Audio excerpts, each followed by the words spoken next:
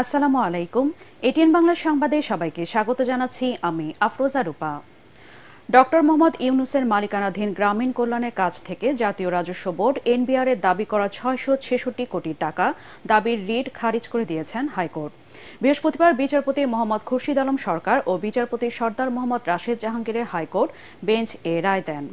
একই সঙ্গে প্রধান বিচারপতির কাছে এ মামলার নথি পাঠানো হয়েছে। গত ১১ মার্চ ডক্টর ইউনূসের গ্রামীণ কল্যাণে ৬৬৬ কোটি টাকা কর দাবির মামলা ৩ মাসের মধ্যে নিষ্পত্তি করতে হাইকোর্টকে নির্দেশ দেন আপিল বিভাগ।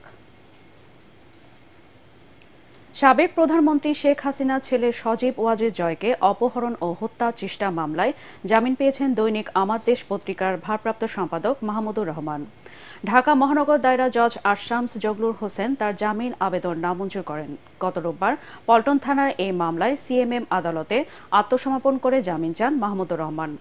আদালত জামিন আবেদন নামঞ্জুর করে সেদিন তাকে কারাগারে পাঠিয়ে দেয়। মহানগর দায়রা জজ আদালতের নথি কারাগারে পৌঁছানোর পর মাহমুদুর রহমানের মুক্তির প্রক্রিয়া শুরু হবে বলে জানিয়েছেন তার আইনজীবী।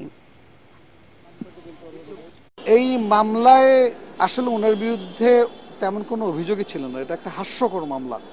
এই পুরো মামলার চার্জশিটে এফআইআরে ওনার নাম ছিল না, এজাহারে ওনার নাম ছিল না। পরবর্তীতে উনি যখন জেল হাজত থেকে মুক্তি পাচ্ছিলেন, অন্যান্য মামলায় বেল পেয়ে উনি যাতে জেল হাজত থেকে বের না হতে পারেন এর জন্য এই মামলায় তাকে শোন এরেস্ট দেখানো হয়েছে, কোনো রকম অ্যালিগেশন ছাড়া। মাহমুদুর রহমান সাহেব আজকে জামিন পেয়েছেন এই মামলায়। সুপার শপে পলিথিন নিষিদ্ধ করা সম্ভব হলেও সর্বত্র এর ব্যবহার বন্ধ করা কঠিন হবে বলে মনে করেন ক্রেতা বিক্রেতারা। বলেন, পাট কিংবা কাপড়ের ব্যাগে সব ধরনের পণ্য পরিবহন সম্ভব নয়। কারো কারো মতে পলিথিন উৎপাদনকারী কারখানা বন্ধের পাশাপাশি তদারকি সংস্থার স্বচ্ছতার উপর নির্ভর করছে সরকারি সিদ্ধান্তের সফলতা ব্যর্থতা। মিজান শাহজাহানের রিপোর্ট। বাজার করার সময় পরিবেশ বান্ধব ব্যাগ নিয়ে আসুন। পহেলা অক্টোবর থেকে সুপার শপে নিষিদ্ধ করা হয়েছে পলিথিনের ব্যবহার। সরকারি নির্দেশনা অনুযায়ী তারা পলিথিনের বিকল্প হিসাবে পাট ও কাপড়ের ব্যাগ সরবরাহ করছে। পলিথিনের মতো বিনামূল্যে নয়, এসব ব্যাগের জন্য গ্রাহককে গুনতে হচ্ছে ১৫ থেকে ৩০ টাকা পর্যন্ত। মোবাইল ফোনে খুদে বার্তা পাঠিয়ে পলিথিনের বিকল্প ব্যাগ নিয়ে যাওয়ার জন্য বলা হচ্ছে এসব বিক্রয় কেন্দ্র থেকে। পলিথিন ব্যাগ আপাতত পুরোপুরি বন্ধ। আমরা একদম চট ব্যাগ এবং হলো গিয়ে কাপড়ের ব্যাগ আমরা এখন কাস্টমারদেরকে প্রোভাইড করতেছি। ক্রেতারা বলেন, তদারকি সংস্থা আন্তরিক হলে পলিথিনের ব্যবহার বন্ধ করা সম্ভব। ১০ থেকে ১৫ টাকা খরচের একটা ব্যাগ দিয়ে অন্তত পক্ষে ১৫ থেকে ২০ কেজি বাজার অনায়াসে বহন করা যাবে। আগামী ১ নভেম্বর থেকে সর্বত্র এর ব্যবহার নিষিদ্ধের পাশাপাশি উৎপাদনকারী কারখানা বন্ধে অভিযানে নামবে মন্ত্রণালয়। সুপার শপে পলিব্যাগ নিষিদ্ধের বিষয়টিকে স্বাগত জানিয়েছেন ক্রেতারা।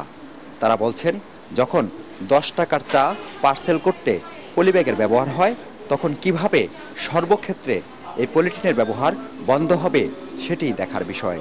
ওষুধের দোকান থেকে শুরু করে খাবার হোটেল, মুদির দোকান, এমনকি মাংসের দোকানেও ব্যবহার করা হচ্ছে পলিথিন।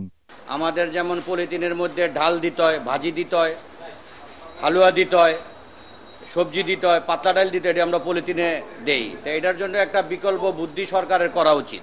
এর আগে বিএনপি জামায়াত জোট সরকার পরিবেশের জন্য ক্ষতিকর পলিথিন বন্ধের উদ্যোগ নিয়েছিল।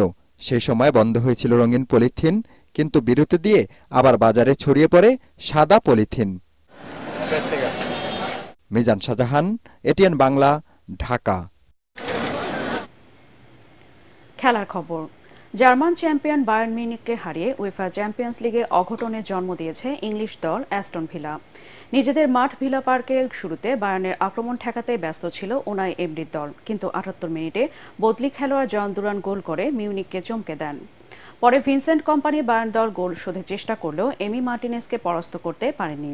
এই জয়ে ১৯৮২ সালে ইউরোপিয়ান কাপের ফাইনালে বায়ার্ন মিউনিখকে পরাজিত করে প্রথম ও শেষবারের মতো চ্যাম্পিয়ন হওয়ার স্মৃতি ফিরিয়ে আনল অ্যাস্টন ভিলা।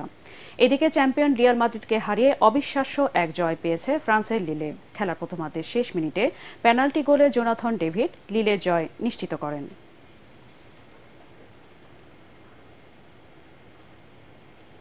পরবর্তী সংবাদ দেখার আমন্ত্রণ জানিয়ে এখনকার মতো শেষ করছি। এটিএন বাংলা সংবাদ ইউটিউবে দেখতে ব্রাউজ করুন youtube/ATN বাংলা নিউজ। ধন্যবাদ সবাইকে।